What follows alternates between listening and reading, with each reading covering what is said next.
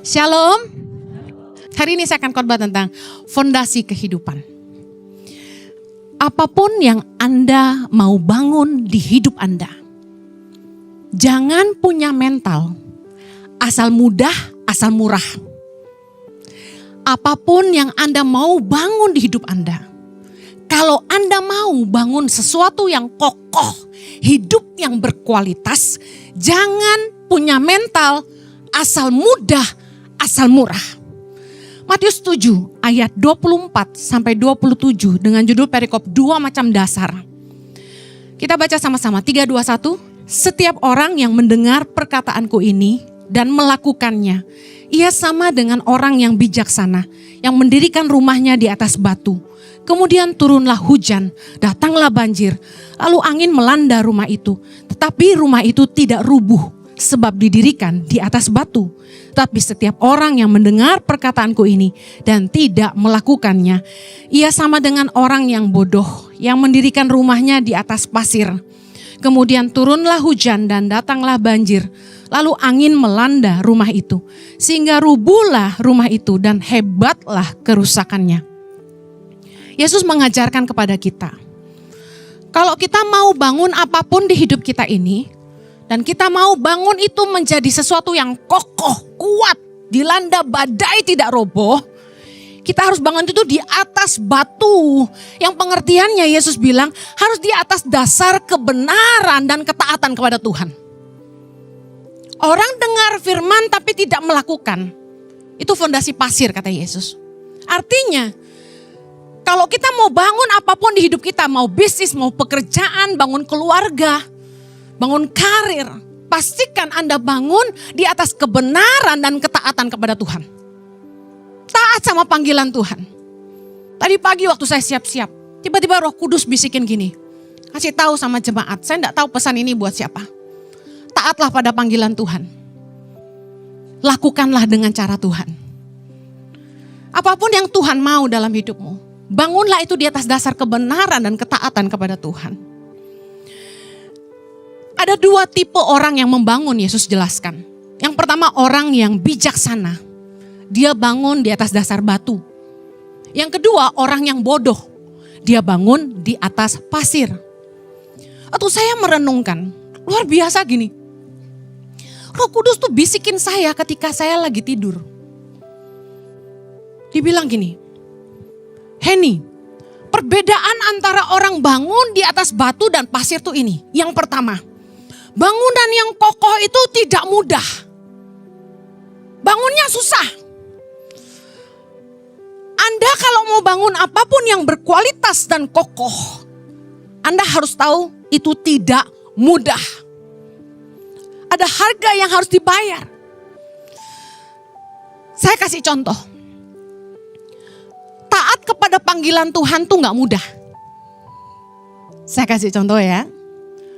Awal-awal saya memberi diri melayani di Indonesia, itu saya baru mulai pelayanan lagi 2008. Karena Chloe Zoe baru saya bawa pulang ke Indonesia itu 4,5 bulan. Saya jadi full time mom 2 tahun. Lalu saya memutuskan kembali pelayanan karena panggilan Tuhan. Tuhan tegur saya lewat khotbah, lewat pemimpin rohani. Akhirnya saya kembali melayani. Itu 2008 setelah Excel lahir. Meninggalkan anak-anak, apalagi bayi yang baru lahir, itu enggak mudah. Ibu-ibu katakan amin. Di saat saya lagi ASI, ibu-ibu yang pernah menyusui pasti ngerti. Sakitnya setengah mati, karena ASI enggak bisa dikasih. Saya harus secara manual memompa ASI saya dan membuang itu di seluruh daratan Indonesia. Sedih enggak? Di rumah anak nangis butuh ASI. Dan saya berlimpah ASI dan saya buang di NTT, di Kalimantan, di Mentawai. Sambil merintis tangan pengharapan, saya tuh mompa ASI dan buang. Bayangkan, gak mudah.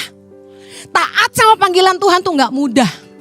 Ada lagi, saya tuh awal-awal pulang ke Indonesia, waktu kami dapat kesempatan pelayanan di Bandung.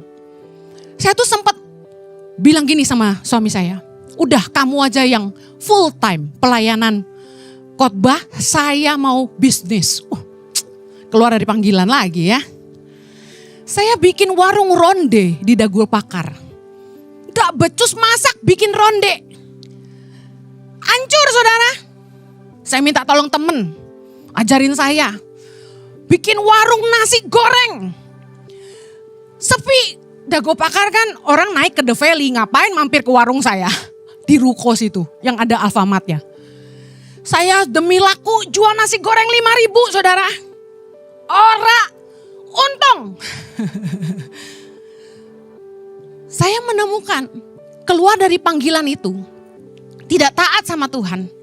Itu bikin susah diri sendiri. Kita berusaha nolong diri sendiri. Mengandalkan kekuatan sendiri, kata firman Tuhan, terkutuk. Tidak disertai Tuhan. Tapi waktu saya mulai taat sama panggilan Tuhan, Anda pikir langsung enak? Enggak. Jangan dikira langsung enak, langsung viral. Bukan viral. Yang ada tuh kita keriting saudara, spiral.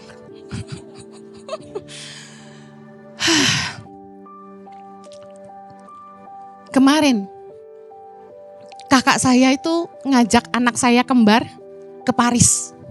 Naik kereta. Dari London ke Paris naik kereta. Mamanya gak ikut, cuma anaknya aja. Pas sehari sebelum mereka pergi, Roh Kudus tuh ngomong gini sama saya. Kamu inget gak? Dulu kamu mau ke Paris gak punya duit.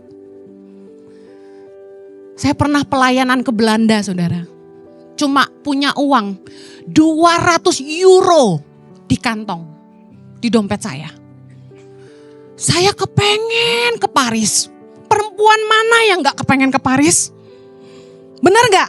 Saya begitu landing nanyanya gini sama orang sana. Paris jauh gak? Katanya gini, kalau nyetir mobil 5 jam. Udah deket banget. Pengen aku. Aku bilang, Jojo, aku mau ke Paris. Suamiku kan bokek. Jadi dia cuma senyum. Tapi duit kita cuma 200. Gimana? Terus saya tanya, naik kereta berapa? Zaman itu bokek ya. Kan kita baru pulang dari Australia menyerahkan diri. Rumah dijual, bisnis ditutup ya kan. Kita gak punya uang, cuma hidup dari pelayanan. Taat sama Tuhan itu gitu. Pas ditanya harga keretanya lebih mahal daripada uang di kantong saya. Mimpi tinggal mimpi. Paris goodbye, haleluya. Tapi saya kasih tahu. Ada orang yang bayarin saya sama Jojo. Habis saya khotbah, jedes. Orang itu datang dan bilang gini. Ibu Heni, ye mau ke Paris? Ek jawab, iya. Dia bilang gini, Ek anterin ye. Nanti Ek yang bawa mobil, oke? Dalam hati gue, terus hotelnya gimana?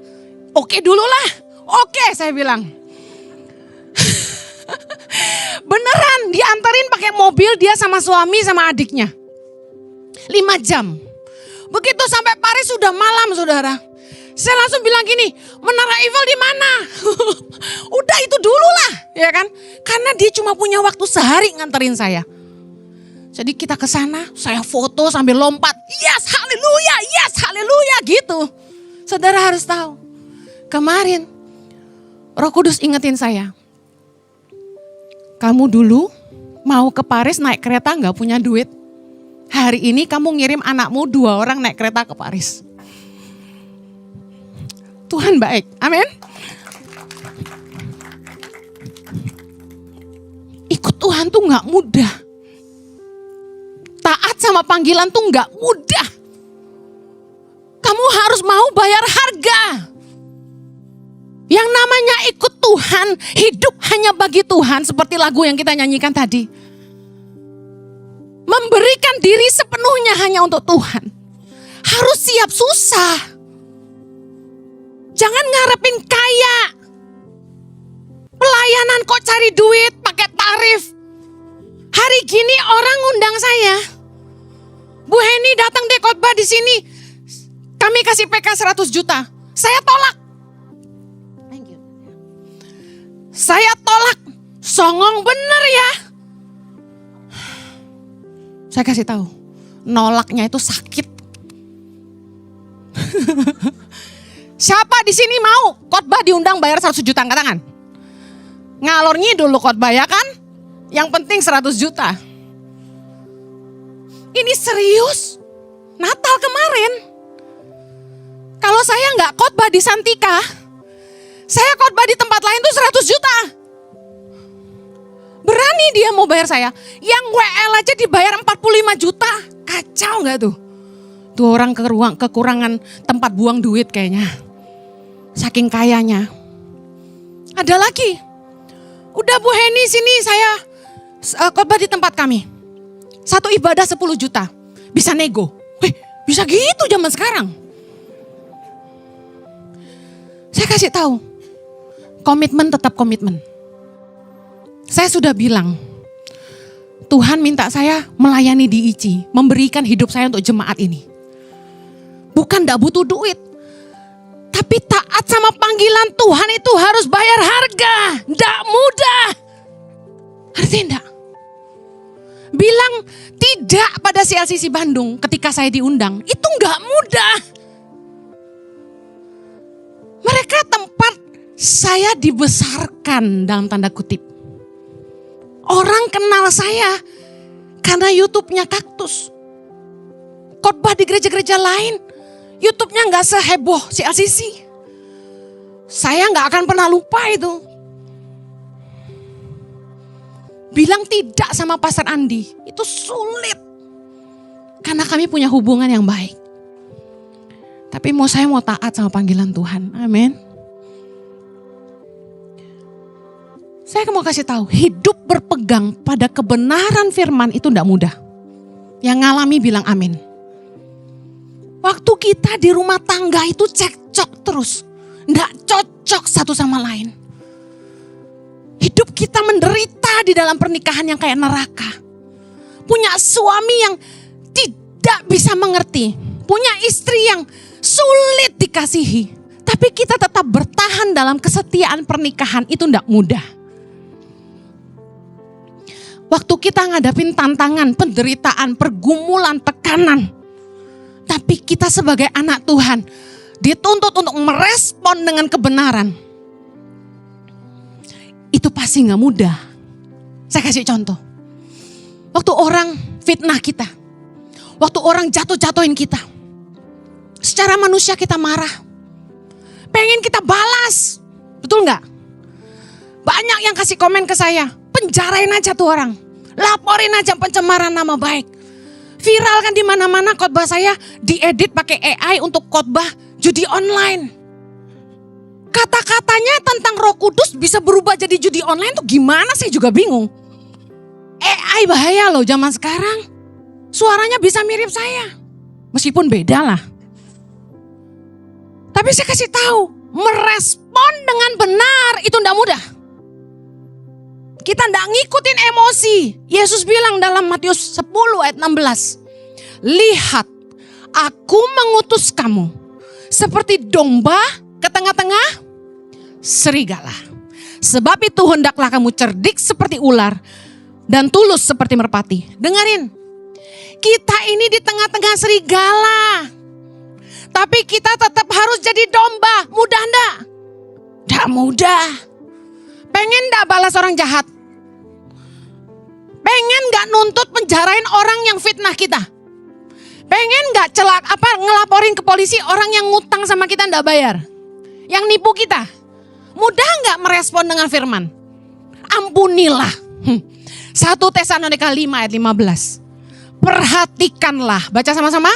Supaya jangan ada orang yang membalas jahat dengan jahat. Tetapi usahakanlah senantiasa yang baik terhadap kamu masing-masing dan terhadap semua orang. Itu tidak mudah, tapi itu fondasi batu kebenaran firman Tuhan. Sekarang Anda paham? Fondasi batu itu tidak mudah, tapi itu kebenaran firman Tuhan. Waktu Anda lagi butuh duit, Anda dalam keadaan yang sulit dan terjepit. Istri di rumah udah marah-marah. Kamu tuh gak punya tabungan.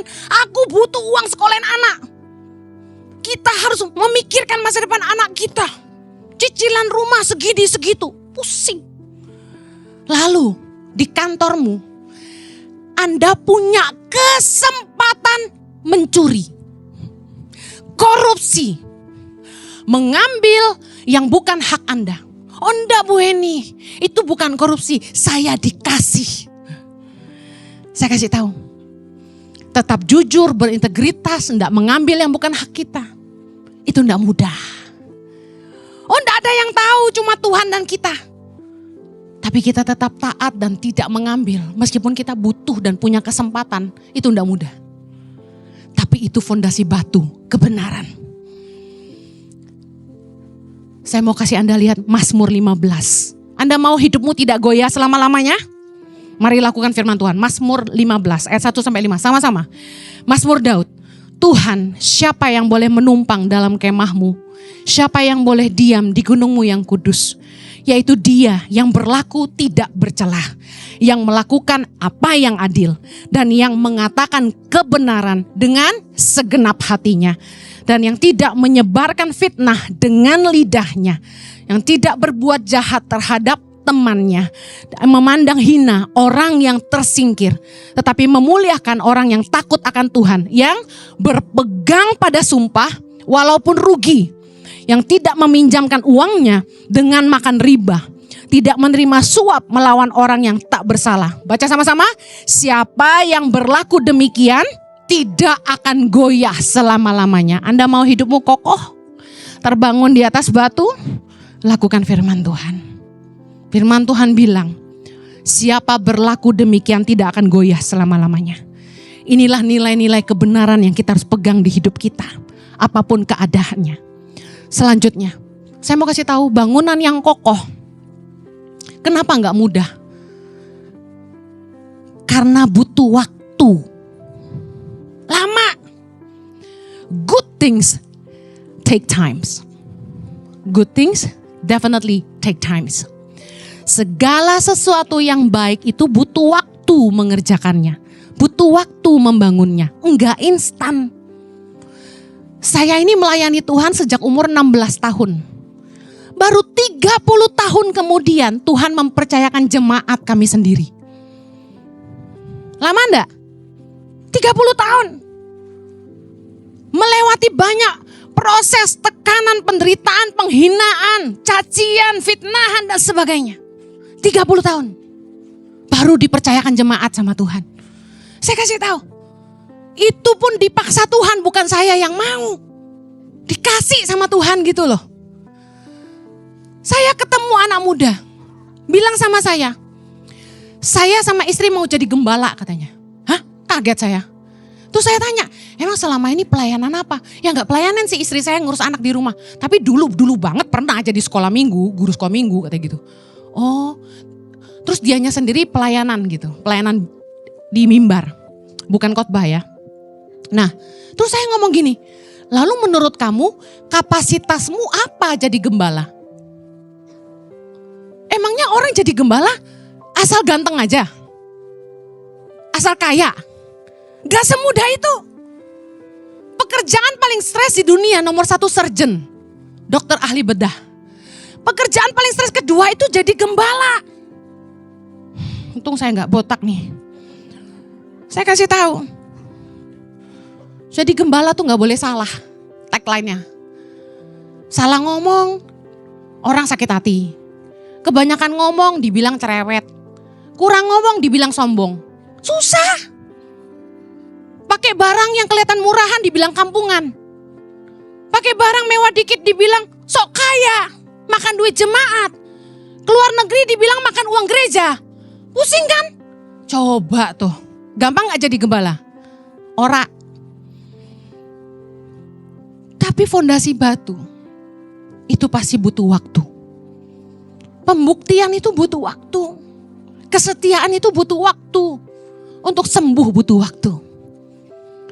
Kalau kita sabar menjalani panggilan Tuhan dalam ketaatan, sabar pegang firman Tuhan dalam kehidupan, tidak ikut cara-cara dunia, percayalah apapun yang kita bangun di hidup kita akan kokoh. Katakan amin. Yang berikutnya, yang nomor 2, bangunan yang kokoh itu tidak murah. Anda tahu waktu kita bangun rumah, yang paling mahal dan paling lama itu bangun fondasi. Dan yang memakan uang paling banyak itu adalah fondasi dan strukturnya. Bukan pintunya, bukan keramiknya. Anda mau pakai granit semahal apapun, fondasi itu mahal sekali. 2/3 biaya tuh bangun konstruksi. Nah, banyak orang yang terkecoh. Yang penting tampak luar. Bangun rumah murah-murah, fondasinya pasir. Tapi yang dikerenin pintunya, tampak luarnya. Saya mau tanya, kokoh enggak? Enggak kokoh. Berapa banyak orang yang kecewa sama developer? Waktu marketing, rumahnya tampak bagus. Harganya murah. Tapi enggak lama kemudian, bangunan mulai bocor di mana-mana. Tiba-tiba kalau hujan deras itu di dinding kayak ada air terjun kecil. Teng, pernah rumahnya? Saya pernah. Ada mata air di dinding kita. Luar biasa. Tembok mulai retak-retak di mana-mana. Gempa dikit retak. Enggak gempa aja retak-retak. Terus toilet mulai mampet. Baunya mulai enggak sedap. Apalagi keramik lantai mulai lepas-lepas sendiri, enggak usah dicongkel. Keren kan? Ini bagian yang paling menyedihkan. Cicilan belum kelar, rumahnya udah kelar. Beli murah-murah, bangun yang murah. Ujung-ujungnya kita keluar duit lebih banyak lagi. Karena cicilan belum selesai, kita udah harus keluar duit lagi. Renovasi sana sini. Yang ngerti katakan amin. Pelajaran penting, catat. Jangan apa-apa mau yang murah, habis itu kamu keluar duit lebih banyak lagi. Kalau kita mau bangun apapun di hidup kita, pentingin kualitas. Jangan cari apa-apa tuh yang murah. Cari yang punya daya tahan. Nah, untuk segala sesuatu yang berkualitas dan punya daya tahan, kokoh, itu ada harganya. Katakan amin. Bangun yang kokoh tuh enggak murah. Kalau Anda mau hidupmu berkualitas, berani bayar lebih. Saya mau share dengan lebih mudah. Ingat, jangan pernah turunkan nilai atau standar hidupmu. Yang penting murah, yang penting mudah. Mudah dan murah harus dicoret dari hidupmu. Kita harus paham bahwa di hidup ini ada 3 kategori. Ada hal-hal yang sangat esensi. Ada hal-hal yang kurang esensi. Ada hal-hal yang tidak esensi. Esensi artinya penting. Saya kasih contoh. Kacamata sama mata yang esensi apa? Mata. Kacamata kurang esensi. Tapi tangkai yang mahal lebih enggak esensi. Paham? Jadi ada 3. Nah, untuk segala sesuatu yang sangat esensi di hidup kita, jangan pernah nilainya Anda kurangkan. Jangan cari murah dan mudah. Saya mau kasih contoh yang membuat Anda ngerti. Saya ngerti bahwa di hidup ini untuk kebutuhan yang kurang esensi kita bisa hemat. Tapi ada hal-hal yang esensi kita harus berani bayar harga lebih. Contoh, memilih brand pakaian dan tas. Saya nih orang yang tidak branded minded. Jadi, saya gak akan pernah keluar duit hanya untuk branded. Kalau disuruh pilih brand, saya pilih yang berkualitas di harga yang pas. Contoh misalnya Chanel sama Coach, saya akan pilih Coach, paham ya? Kualitasnya oke, harganya sedang. Jangan memaksa diri, harus yang high end, tapi Anda sendiri hidupnya low end. Hidup saya kan hamba Tuhan. Firman Tuhan berkata dalam Efesus 4 ayat 1, supaya hidupmu sebagai orang-orang yang telah dipanggil berpadanan dengan panggilan itu. Ya tahu diri, bukan pengusaha, saya cuma pendeta. Jadi hidupnya sedang-sedang aja, jangan high-high amat. Nah, bagi saya, membeli tas branded dan pakaian branded itu enggak jadi prioritas dalam spendingnya saya, dalam pengeluaran saya. Tapi catat ini, apapun yang berdampak pada kesehatan, pada kesejahteraan, kenyamanan dan keamanan keluarga saya, bagi saya itu prioritas. Contoh, saat liburan keluarga, saya itu sudah planning jauh-jauh hari, setahun, cari tiket yang murah, pesawat yang oke tapi tiketnya murah, cari hotel minimal bintang 4. Kenapa? Saya perhatikan, ada keluarga yang ngirit kalau ngajak keluarga jalan-jalan. Memang harus sesuai kantong ya, kita nggak usah maksa. Kalau Anda mampunya bintang 3, monggo. Tapi jangan bintang 1. Makanya liburan keluarga itu harus ditabung. Kenapa? Karena kita kan mengasihi keluarga kita. Kita mau ngasih liburan yang berkualitas sama mereka. Jangan yang namanya liburan yang harusnya menyegarkan, malah membuat mereka susah. Saya perhatikan orang kalau bawa keluarga liburan, saking ngirit itu, nyimpen stok pop mie banyak banget di koper. Demi tidak sarapan di hotel, anak diseduhin instan-instan. Ganti dari mie ke bubur, nanti biskuit dan susu. Dulu saya pernah gitu. Ini bertobat, versi bertobat. Kalau kita liburan keluarga tuh kasih yang terbaik. Kalau tabungan belum cukup jangan pergi. Mending gitu. Giliran beli tas branded berani, tapi ngasih makan anak yang instan gimana sih? Harus ngerti mana yang dihemat, yang kurang esensi. Yang esensi jangan dihemat, katakan amin ibu-ibu. Saya jengkel loh. Giliran buat hotel, ngirit bintang 1. Kasian banget. Makan yang instan-instan. Jangan bayar sarapan di hotel ya nak, mahal. Tapi giliran LV, beli. Gimana sih? Kita mesti ngerti mana yang esensi, mana yang kurang esensi. Lagi, beli anak kacamata. Anak saya kan matanya minus sudahan, harus pakai kacamata. Saya suruh dia bikin kacamata. Nah, lensa yang bagus tuh mahal, ngerti yang pakai kacamata pasti paham. Kenapa? Pertama anti radiasi, lalu juga sinar segala macam kita ngelihatnya lebih clear. Nah, saya bilang kalau lensa jangan ngirit, karena itu penting buat penglihatan. Tapi kalau frame-nya nggak usah yang Prada, nggak usah yang Versace, Gucci, Chanel. Buat apa lu gaya-gaya? Yang penting itu lensanya. Nah, yang giliran kayak gini-gini, saya perhatikan orang yang pelit tuh ngiritnya nggak boten-boten. Anaknya beli kacamata diomelin, jangan yang 3 juta, 400.000 aja. Loh, 400.000 tuh kacamata kayak gimana? Kacamata baca saya bilang. Coba cariin yang lensanya bagus harga segitu saya ikut. Nggak ada. Untuk segala sesuatu yang kokoh di hidup ini nggak murah. Punya mentalitas, jangan cari yang murah dan mudah. Anda beli sepatu. Dulu saya suka cari sepatu yang sale. Yang modelnya luarnya bagus. Tapi saya perhatikan gini. Saya coba-coba di airport transit gitu. Saya masuk ke toko-toko branded. Pura-pura mau beli. Sebenarnya tujuannya cuma mau ngerasain. Kenapa sepatunya 25 juta? Rasanya kayak apa? Kayak Cinderella. Saya masuk. Excuse me. Can I have size 38? Oke, cobain. Kok sakit?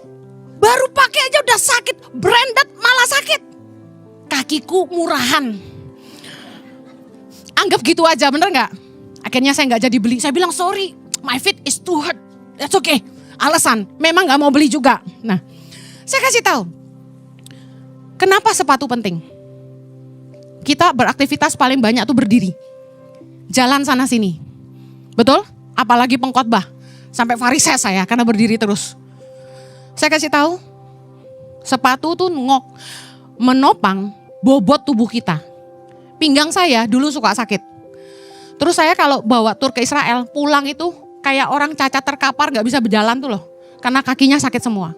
Sampai satu hari saya menemukan satu brand yang ternyata dia bagus untuk tulang dan untuk kaki. Sejak itu saya kosongin lemari saya buang semua.